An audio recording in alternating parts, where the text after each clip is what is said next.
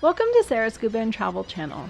Zaragoza is an easy hour and 20-minute train ride from Madrid, Spain, and should be included in your itinerary for a day trip or a short stay on your way to another Spanish city like Barcelona. To do a quick search of the various train lines and find the right departure time and class, I use trainline.com. Once on board, we were able to relax and watch the countryside pass us by. Train travel is really one of the easiest forms of travel, especially in Europe. Once we arrived in Zaragoza, we were able to grab a taxi at the train station and had a short ride to our hotel. I am all about trying to find a hotel in the best location for experiencing all of the top attractions. This saves time and money getting from one location to the next. Therefore, I booked a room at Hotel Pilar Plaza. I will post a link in the video description below. Our room had an amazing view of Plaza de Nuestra Señora del Pilar and Cathedral-Basilica of Our Lady of the Pillar. The room was worth it just for the view, but it is also located in a great location with a short walking distance to many of the attractions in this video. When planning an itinerary, I try to minimize the amount of backtracking that is needed on the route to see everything and maximize the number of sites to be visited. For this itinerary, I created a nice big circle. We started by grabbing lunch at a cafe in the Plaza de Nuestra Señora del Pilar, and then walking through the plaza to the entrance of the Cathedral-Basilica of Our Lady of the Pillar. Entrance to the nave is free, and we got in just before a service, so we were able to quickly walk through before they started blocking off areas. This is the first ever location for a church dedicated to the Virgin Mary. Previous structures have been replaced with the current Baroque-style church, which contains frescoes by Goya. The altar has an important altarpiece by Damien Forment about the Assumption of the Virgin Mary, which inspired the construction of the original cathedral at this location. It is made in a polychromed alabaster and wood. The cathedral was praised as the mother of the Hispanic peoples by Pope John Paul II. We will come back to the cathedral and some other sites later in this video. Next, continue making your way through Plaza de Nuestra Señora del Pilar. You will pass Puente de la Hispanidad, which was dedicated to Latin America. Supposedly in the northern part, a groove forms the map of the Yucatan Peninsula in Central America, and the waterfall falls into a pond that simulates the shape of South America. Continue past the fountain and you will enter Plaza de Cesar Augusto. Here you will find the Tourist Information Center and the Murales Romans, which are the old Roman city walls. These were built in the 1st century AD and continued into the 3rd century. They were later used by the Visigoths and Muslims. At the end of the Roman walls, you will find a monument of Caesar Augusto. Across the street is Mercado Central de Zaragoza. We made a quick walk through, but by this point in the afternoon, most stalls were closing up. Where you head next may depend on the day of the week that you visit. Museums and the Roman ruins are closed on Mondays. We visited on a Monday, so this changed our itinerary a little. However, if you want a museum suggestion at this point, you can head to Museo de Zaragoza. This museum was temporarily closed due to construction during our visit, so the day didn't really make much difference for us. Along the way, you will pass various churches, which I always love to stop and look at. Across the street from the museum is Plaza de los Sitios de Zaragoza, which is a square featuring a 1908 sculpture of key figures from the city's history. Whether you visit the Museo de Zaragoza or not, the next stop I recommend is Cathedral de Salvador-La. Be aware the cathedral closes from 2:30 p.m. to 4 p.m. Monday to Saturday and 12 p.m. to 4 p.m. on Sundays.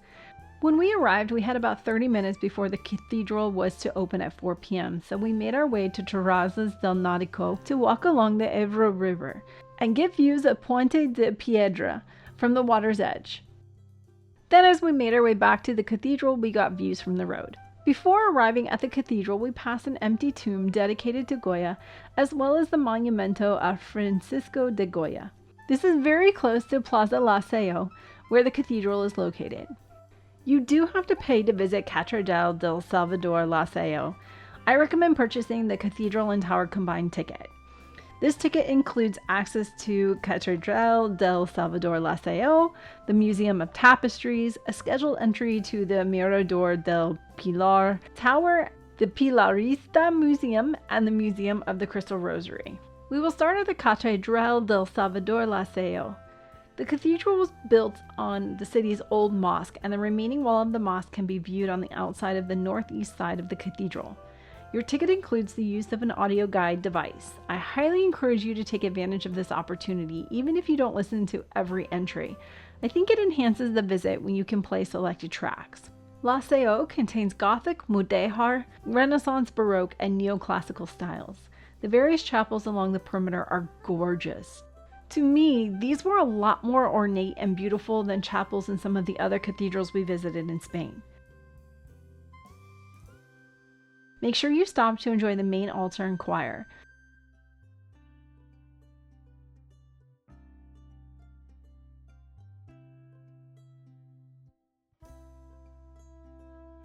From here, you can visit the second attraction included in your ticket, which is the Tapestry Museum, located within the cathedral.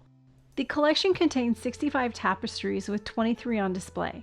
The tapestries date back to the 15th century when archbishops would decorate their homes and chapels with them. When done, make your way to the exit and return your audio guide device. When you purchase your ticket, you will receive a map for the other locations included. We made our way to the Glass Rosary Museum, which is located in the Church of the Sacred Heart of Jesus across from the Plaza San Pedro Nolasco near the Roman Theater, which we will return to later in this video.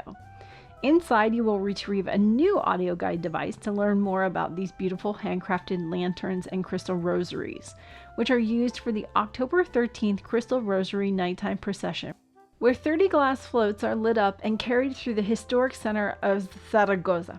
The tradition dates back to the 19th century. The collection originated in 1889 when the Royal Brotherhood of the Holy Rosary commissioned architect Ricardo Magdalena to design ornate carriages. These works grew from a tradition of religious devotion that developed across generations. They are truly breathtaking. I can only imagine how gorgeous they are lit up for the night parade. At this point, we made our way back to the Cathedral-Basilica of Our Lady of the Pillar for our scheduled tickets up the Torre Mirador del Pilar. This is the lookout tower on the northwest corner of the basilica.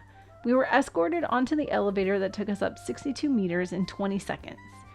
You can get some really great views from this deck, including the beautiful rooftop of the basilica. I think this deck is better for pictures and videography because there's open netting and lookouts. From here, we climbed 2 flights of stairs to reach the upper observation deck. Now 80 meters above the ground, with 360-degree views of Zaragoza. The view is gorgeous. When done, you board the elevator for your 20-second ride down. There is one more stop included in your combination ticket. This is the Pillar Museum, which is located inside the Cathedral-Basilica of Our Lady of the Pilar. This museum contains gifts to the Cathedral-Basilica from royalty, journalists, religious figures, and more. There are various pieces of jewelry, artifacts, sculptures, and more. This museum does not allow photography or video. At this point, we were hungry and tired. We grabbed some dinner and just enjoyed the view from our hotel room. Location is key. Check out this view. Please let me take a quick break to share the international travelogue I created with you. This log allows you to quickly capture your daily adventures without long journaling sessions at the end of the day. There's a place to record your bucket list travel goals and a map to track your travels. The log has 50 entries, each containing a mementos page to visually capture your memories. For more information and to order your copy, please see the link in the description below. The next morning, we checked out and stored our bags at the hotel. The train to our next destination, Barcelona, wasn't until 12:40 p.m., so we had a few hours to continue to enjoy the city. We grabbed some breakfast before hitting the Cesar Augusta museums and archaeological sites. We started with the site that was the farthest away from our hotel so we could be closer to the hotel to grab our bags and head to the train station when we were done. Therefore, the first stop was Museo del Teatro, or the theater. You can actually see the archaeological site from the sidewalk. However, I think it is worth going into the museum. When you enter, you will need to purchase a ticket. I recommend purchasing the Cesar Augusta route ticket as it will grant you entry into the 4 archaeological museums, including the theater. There is an indoor exhibit with artifacts that have been discovered during the excavation. There are displays that contain the construction process as well as a model of the original theater.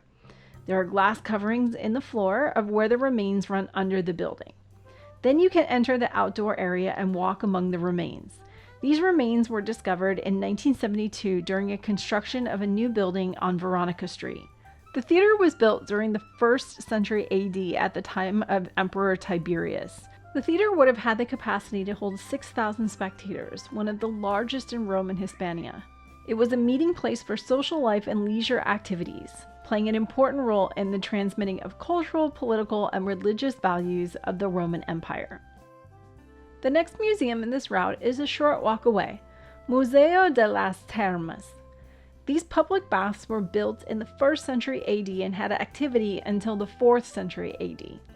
These facilities had changing rooms, warm, hot, and cold rooms, a library, latrines which have been preserved, and a large open-air pool in the middle.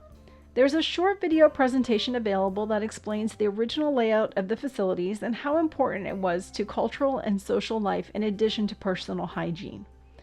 The third museum is a little bit further of a walk because we're heading back to Plaza Laseo. The building of Museo del Foro itself is a sight to see. You will enter and show your ticket and then head downstairs. The Forum is located underneath the plaza. You can walk among the ruins and get a feel for the original layout. The Forum was the center of religious, civil, economic, administrative, and political life. The original structure from the 1st century BC is the remains of a market with water pipes, a sewer, and some shop walls. The enlargement was completed in the 1st century AD and contains the remains of a more spacious forum with a large sewer channels and part of the portico. The forum was discovered between 1991 and 1998 and is located near the Ebro River due to the large amount of transportation the waterway would have brought. When you are done, make your way back up the stairs. There is a small gift shop at this museum if you're interested. Finally, we make our way to the 4th museum, Museo del Puerto, which is located behind Catedral del Salvador-La. There is a short introductory video if you are interested. Then you can make your way down to the remains. The Ebro River was very important to the transport of goods, and this port played a vital role in the import and export of goods during the 1st century BC and 1st century AD. I think we spent the least amount of time at this location as it is quite small, along with the baths. It took us 2 hours to visit all 4 museums. Once you exit the building, I encourage you to make your way through Plaza San Bruno down the little street to Arco del Din, which is an iconic 13th century stone footbridge and archway. It connected the dean's private residence to the cathedral so he could commute without mixing with the commoners. If you're staying longer or simply looking to swap out activities, there are a variety of museums in Zaragoza, including the Goya Museum. Just make sure you do your research in advance for hours of operation and to make sure they are not temporarily closed. The Aljaferia Palace is also nearby and could be a great addition to your itinerary. Whatever you choose to do, I hope you enjoy your time in Zaragoza. We fell in love with the city and could have easily spent more time here. However, we were able to see quite a bit in 24 hours. Before we knew it, it was time to head to the train station and board our train for Barcelona. Thank you for watching. Please subscribe and hit that like button. If you would like to support future productions, you can donate using the Super Thanks button or buy me a snack using the link in the description below.